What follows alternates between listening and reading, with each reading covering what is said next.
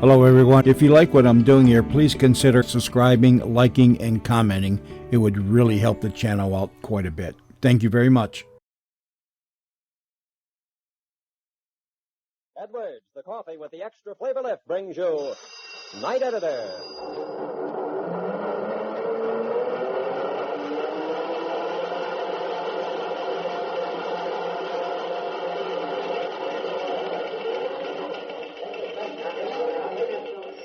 Night Editor, starring Hal Burdick, in tonight's story from behind the headlines, titled Schedule Subject to Change.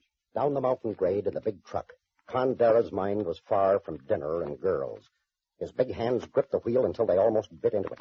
His face was white, his body tense. And sometimes he took his eyes from the winding road to dart swift glances at the man beside him in the cab, the man who sat watching him. An automatic cradled lightly in one hand.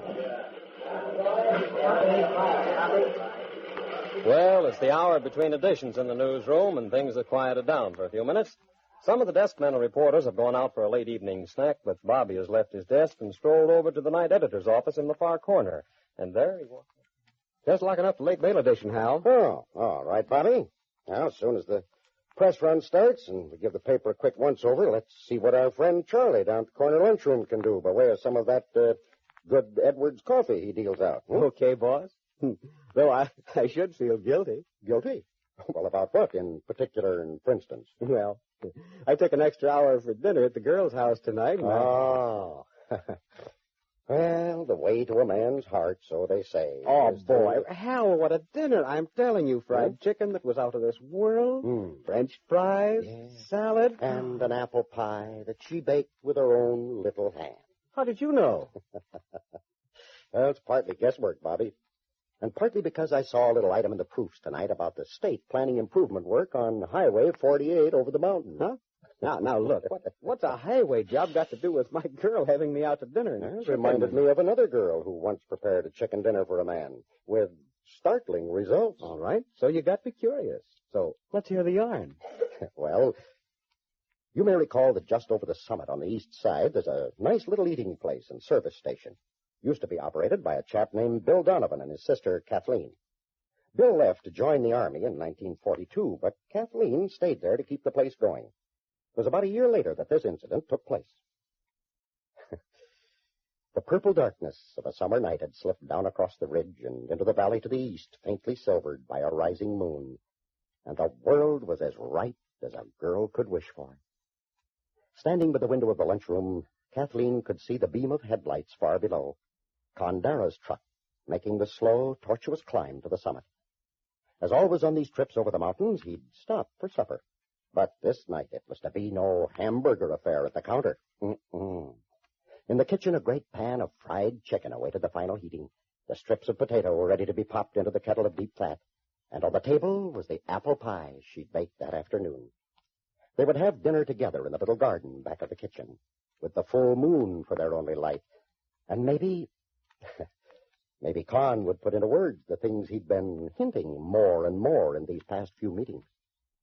True, other drivers sometimes kidded her boisterously about Con's interest in a certain black-haired girl named Camilla who lived in the valley city of Corbin to the west. And it could be. But Kathleen smiled and thought of dinner in the garden under the full moon, and cared not a toss of her red-gold hair for all the Camillas in the world. But down the grade in the big covered truck, Condera's mind was far from dinner and girls. His big hands gripped the wheel until they almost bit into it. His face was white, his body tense. And sometimes he took his eyes from the road to dart swift glances at the man beside him in the cab, an automatic cradled lightly in one hand. Con had heard the news coming through Granville to the east. Bank robbery, cashier fatally wounded. Later, stopping to check on a nervous carburetor, there was the guy slipping out of the brush, forcing him back into the truck, taking his place beside him. They'd been driving for some time in silence when the man beside Con spoke with easy confidence. "Yeah, what's the matter, Pusher? You nervous?" No answer from Con. "You should be proud. You're helping a smart guy to make his getaway. Riding all safe and cozy in a truck after getting rid of a hot car. Of course, somewhere on the far side of the hump we'll be parking company, and that'll suit me. Oh, don't get the wrong slant. I'll be driving on alone, and I won't be leaving any truck drivers to tip off the cops. Meaning, you get the idea, chum. So, relax and enjoy what's left of your last ride. We'll be making one stop before we get over the hump. Take a look at that gas gauge. Huh? Hey, you're right. How come you're so low? Because I always stop at a place near the summit that... His voice choked to silence. Kathy. He'd been thinking only of the moment when he could bring the truck to a stop. In the narrow confines of the cab, he'd take the risk of going for that gun. But Kathy, she'd be waiting for him, standing beside the cab. There might be a wild shot or two. She might... The voice cut through his confusion. Okay, we stop there. But get this. I'll be back in the truck out of sight. I'll have the gun on you. You sit right where you are while we fill up. Then get rolling. Con's fear-rounded eyes stabbed at the man beside him. This guy was a killer. Suppose Kathy said or did something to make him suspicious. A slip of the tongue, the least mistake. Hey, listen, you. Yeah? At the station. There's a girl there. I always stop there for a bite to eat. She won't understand. She's going to ask questions. But whatever happens, I promise you, there'll be no tip-off. And no harm is to come to her. It may take me a few minutes, but you're not to get nervous. You're not to start shooting. Just be sure about that tip-off stuff, guy, and the dame won't get hurt. Now, keep pushing this heap up the grade. I'm getting in the back. Con kept his eyes straight ahead as the truck rolled to a stop beside the pumps, and Kathy opened the door on the far side of the cab. Oh, good evening, Con. Hello, Kathy. Well, why are you sitting there? Come on. He felt the pressure of the gun muzzle against his back. I won't be stopping for supper tonight, Kathy. What? Oh, of course you will, Con. I fixed something special for you. We're going to eat together out in the garden. No, not tonight. Fill up the tank. I gotta get rolling. But, Con, for a few minutes at least. I'll hurry up and get things ready while you fill the tank, and then I tell you. Well, I've got some special war freight that's got to be in Corbin as fast as I can get it there. I've not even time to talk. Now, please, hurry it up. She stood looking up at him wonderingly. This wasn't like Condara. What could have happened? For sure, something had changed him from their last meeting completely. Con, what's wrong? Do I have to keep telling you over and over that I'm in a hurry? I know. Of course you don't. Choke in her throat was pushing a hot dampness into her eyes. She blinked to hold it back. Then she was stepping back to the door of the cabin, looking up at him. Reddish gold hair glistening in the light, firm little chin raised defiantly. It couldn't be your important war freight has something to do with a date you have in Corbin. A date with a certain black-haired girl by the name of Camilla. He grabbed at that excuse to get started, grimly. Well, it might be, and that could be my affair. Naturally. Bitter disappointment and sheer, clean-cut anger made her chin tremble a little. She concealed it with a toss of her head. And never let it be said that I delayed you. Sit right where you are, Mr. Dara. I'll fill the tank so you can get started. She moved along the side of the truck to the tank inlet. Con heard the rattle of the cap being removed, the hose nozzle inserted. He hated himself for hurting her like this, but at least she was safe. Behind him he heard the whispered, "You're doing all right, chum. From here on, make it fast. I'm getting impatient." Then the gauge was climbing to full, the rattle of the nozzle and cap. And Kathy was walking toward the lunchroom, flinging back over her shoulder, "You can pay me the next time, Mr. Dara. Camilla mustn't be kept waiting." The truck rolled around a curve 50 yards beyond the station. The man was climbing over the back of the seat. That's a smart boy, Pusher. He can enjoy our ride once again. But Con wasn't aware of his words. Wasn't even thinking of what was in store for him. Kathy was safe. And someday she'd understand. And she'd understand, too, that it wasn't Camilla. The truck rolled easily along a level stretch of road for another 100 yards. Con yanked back to a lower gear for the start of the last climb to the summit. The engine sputtered a little, coughed, caught hold again. The man bent closer to him. "Hey, what's the matter?" "Oh, it's nothing. It's been acting up a little. I was having a look at it when you picked me up down the grade. It's all right." But the engine wasn't agreeing. The sputtering increased. It missed badly. Then, with a last feeble cough, stopped. "Hey, you, what's going on here?" The gun jabbed in his ribs. "You know as much about it as I do, mister. We're high. It could be the mixture. Could be ignition.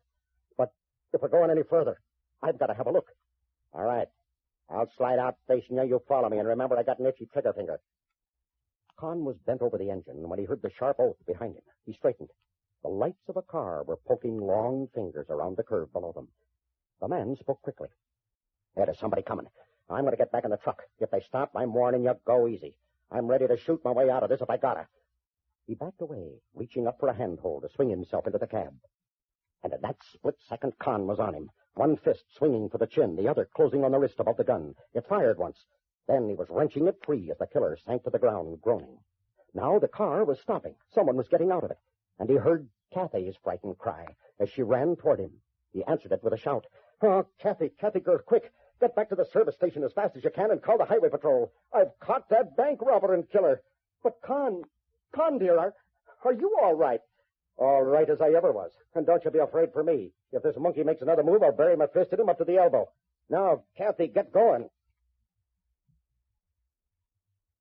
They stood there by the truck some time later, watching the patrol car as it headed back down the hill with its prisoner. And Con didn't realize his arm was around Kathy's waist, though her awareness of it was enough for both of them. When the car was out of sight, oh, Kathy, darling, I don't know what tipped you. Something was wrong there at the station and made you follow me up the road to protect me if you could, but I owe my life to it. The arm tightened. The red gold hair pressed harder against the shoulder. Whatever made you suspect, Kathy? Did you know he was in there, or was it you heard the truck stopping and came along to see what was wrong? Neither, Con. It was Camilla. Huh? Camilla? What's Camilla got to do with it? You'll hate me if I tell you. You'll think I'm a jealous cat. Hating isn't what I feel toward you now, Kathy. Well, she kept her eyes from his intent gaze.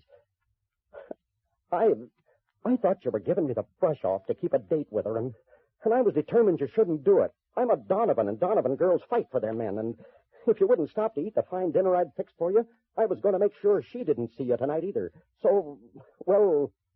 Yes, Miss Donovan, who fights for her man. So what? So I made up my mind you'd get no further from me than the gas in the carburetor would take you, and you'd have to come back to me, and... Oh, Con, you just gotta forgive me, but...